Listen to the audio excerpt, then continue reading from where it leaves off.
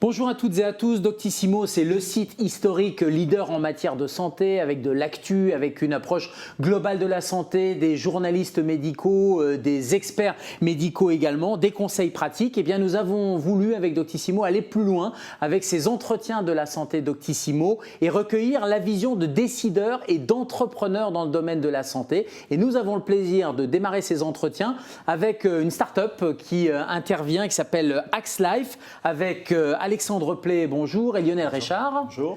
Bonjour, bienvenue à vous dans cet entretien. Allez, je vous donne la parole pour vous présenter. Alexandre, vous n'êtes pas médecin et vous êtes pourtant CEO d'une start-up santé. Ouais, j'ai le plaisir de diriger Axlife, qui est une jeune start-up dans le domaine de la prévention des risques cardiovasculaires.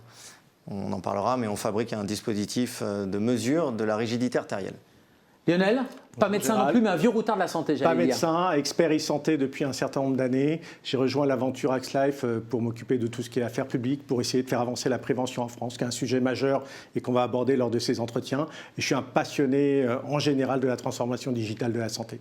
Et de la tech. Alors, on va y revenir justement sur cette rigidité et le rôle que ça peut jouer dans la prévention. Mais avant, je voudrais un peu votre diagnostic sur le système de santé. À chaque fois qu'on ouvre un journal, qu'on allume la télé, qu'on regarde un site internet, ça ne va pas, il y a des déserts médicaux, des services d'urgence sont fermés. Moi, je voudrais avoir votre vision et votre diagnostic, Alexandre, sur ce système de santé. Clairement, même si beaucoup disent qu'on a le meilleur système de santé au monde, depuis le Covid, on a mis en lumière toute la souffrance qu'on avait à la fois dans les hôpitaux, à la fois sur le modèle économique du système de santé actuel. Donc oui, on en souffre beaucoup. Vous êtes d'accord, Lionel ? Je pense qu'effectivement, on a remis l'humain au centre de la problématique de la santé. C'est-à-dire qu'on a vu pendant le Covid, retourner un corps en réanimation, on peut prendre 2 portables et essayer de le soulever, c'est pas possible. Il faut des mains, il faut des bras. Et puis effectivement, on est aujourd'hui dans une situation où il faut combiner ce système de santé avec aussi une augmentation par la tech qui peut être possible, mais avant tout l'humain. Alors, en tant que médecin, vous me rassurez que la tech, ce n'est pas à la place de l'humain. Alors, justement, comment une start-up peut jouer un rôle dans ce traitement ? Si on continue à filer la métaphore, il y a un diagnostic qui est assez pessimiste. Qu'est-ce que la tech, la e-santé peut apporter et votre start-up peut apporter dans ce système ? Alors, la e-santé en général, Lionel en parlera mieux que moi, mais la e-santé en général va évidemment aider parce que les nouvelles technos facilitent quand même beaucoup les médecins et les soignants au sens large. Pour prendre l'exemple d'Axlife, nous, donc, on a mis au point un appareil qui s'appelle le PopMètre. On permet très simplement et très rapidement de faire une mesure de rigidité artérielle. Donc on est dans le domaine de la prévention. On va savoir aider et diagnostiquer un patient sur sa rigidité artérielle et savoir s'il a un risque ou pas neurocardiovasculaire. On y reviendra, je rebondis et je me tourne vers vous, Lionel, sur le mot rapidité. C'est-à-dire que la tech va pouvoir apporter de la rapidité, fluidifier le système de santé ? Alors ça dépend de quelle tech et ça dépend à quelle partie du continuum de santé on s'intéresse. En tout cas, la tech va apporter beaucoup de données qu'il va falloir contextualiser, traiter pour pouvoir apporter une information aux soignants, aux patients ou aux autres acteurs du système qui en ont besoin. Dans notre cas, effectivement, la rigidité artérielle est un facteur de risque indépendant et essentiel pour le risque cardio-neurovasculaire du patient.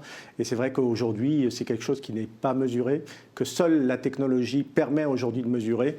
Et donc, c'est pour ça qu'il y a une valeur ajoutée. Mais on est pour un soignant augmenté et pas un soignant remplacé, pour mentionner ce que vous disiez tout à l'heure. Oui, ça apporte quelque chose de plus et on en parlera, et des vies sauvées in fine. On a parlé du Covid. Le Covid a changé quelque chose ? Ça a accéléré, par exemple, le développement de la e-santé ? Clairement.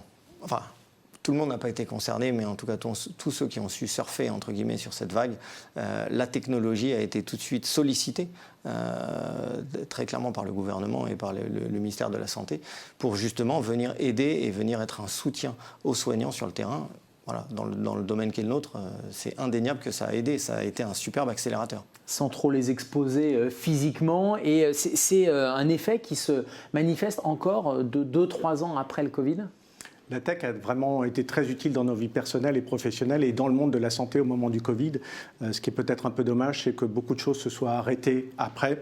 Je pense notamment à la télésanté, où on est encore à l'aube probablement de solutions, avec toujours ce problème en toile de fond de modèle économique, puisque là, on a la télésurveillance qui arrive dans un modèle économique conventionnel, mais on peine à transformer l'essai de cette accélération du digital pendant le Covid. Ou à trouver le point d'équilibre. On a vu que les téléconsultations, il y a eu beaucoup de téléconsultations, beaucoup d'arrêts de travail par téléconsultation. Il faut trouver justement l'équilibre. Alors, prévention, vous avez cité un peu le mot-clé. Maintenant, c'est le ministère de la Santé et de la Prévention. Ça, c'est peut-être aussi ce qui a changé dans le monde d'après. Quelle est votre vision et vos engagements dans la prévention? Axlife, c'est une start-up de prévention. Clairement. Nous, on vient vraiment changer le paradigme du dépistage des risques cardiovasculaires avec ce POPmètre.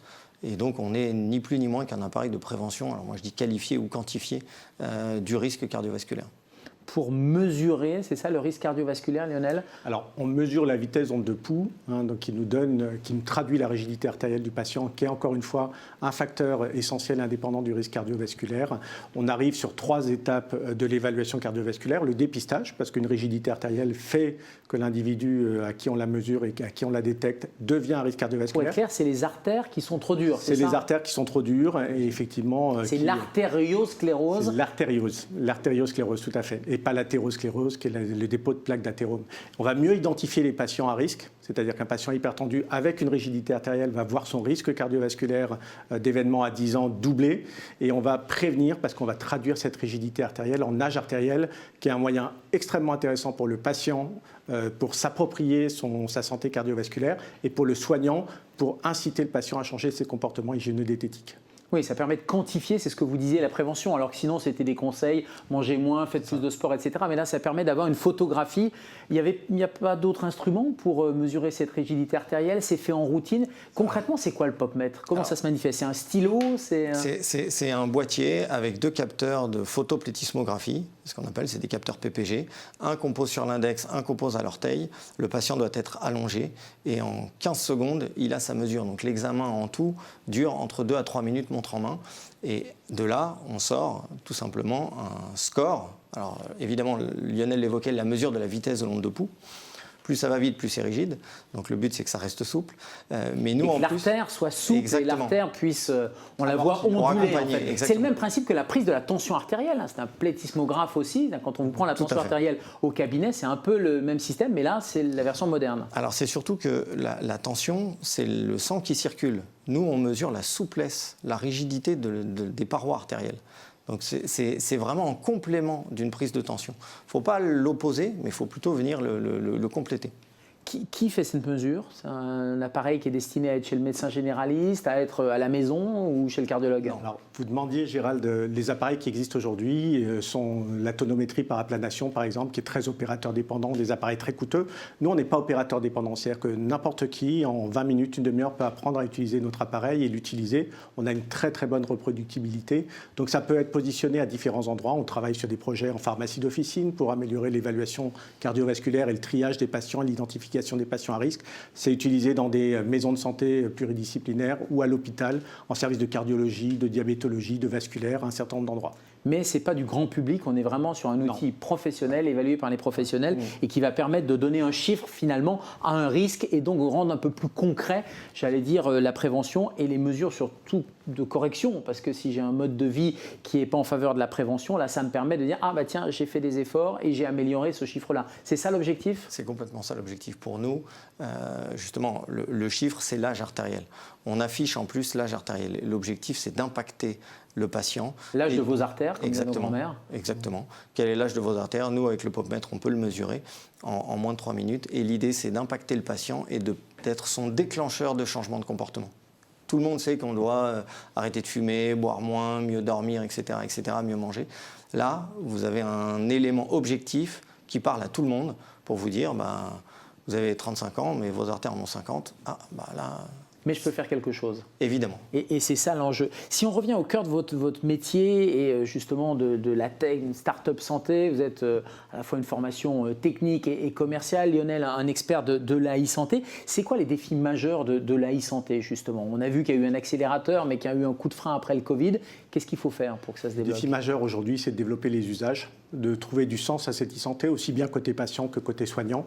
Encore une fois, dans un contexte qui, côté soignant, vous en parlez souvent Gérald, est un vrai contexte problématique, organisationnel, un modèle économique à l'acte qui perturbe aussi pas mal les choses. Oui, et puis de manque de moyens humains, moyens d'investissement économique. Ça rend très difficile pour le soignant de s'intéresser à des nouvelles organisations, à des nouvelles technologies, à des nouvelles façons de prendre en charge. Donc le défi est la confiance et l'usage. Et trouver le bon usage. Allez, rapidement, et pour finir, on est dans une entreprise de communication, Doctissimo, on fait de la communication santé. Les réseaux sociaux, on le vend en poupe. Comment vous voyez les choses? Comment vous les utilisez? Est-ce qu'ils font partie de votre stratégie, par exemple? Clairement, aujourd'hui, nous, notre objectif, c'est de démocratiser au maximum cette prévention. Alors, on est sur une niche, même si les maladies cardiovasculaires, c'est la première cause de mortalité dans le monde, la mesure de la rigidité artérielle reste une niche dans le domaine médical. Mais nous, notre objectif, c'est de démocratiser. Et c'est la raison pour laquelle notre message, c'est mesurer l'âge de vos artères, parce que ça parle à tout le monde. Et clairement, les réseaux sociaux, c'est un incontournable aujourd'hui. Lionel? Alors paradoxalement, bien sûr, on utilise les réseaux sociaux, on a envie de développer ce qu'on appelle l'awareness sur cette rigidité artérielle pour pouvoir faire en sorte que et les soignants et les patients la connaissent mieux. C'est un nouveau concept. Et puis on est assez old school parce qu'on participe beaucoup à des congrès médicaux, parce qu'on va à la rencontre des cardiologues, des diabétologues, des médecins vasculaires pour pouvoir leur partager, mais on relaie toujours sur les réseaux sociaux parce que de plus en plus les congrès médicaux aujourd'hui sont relayés sur Twitter ou X, sur LinkedIn ou d'autres plateformes, et ça c'est extrêmement important. En relais de la vraie vie sur les réseaux sociaux. Alexandre, le mot de la fin? Venez mesurer l'âge de vos artères. J'étais sûr que vous alliez nous dire ça. Merci à tous les deux et bon vent à Axe Life. Merci. Merci à vous.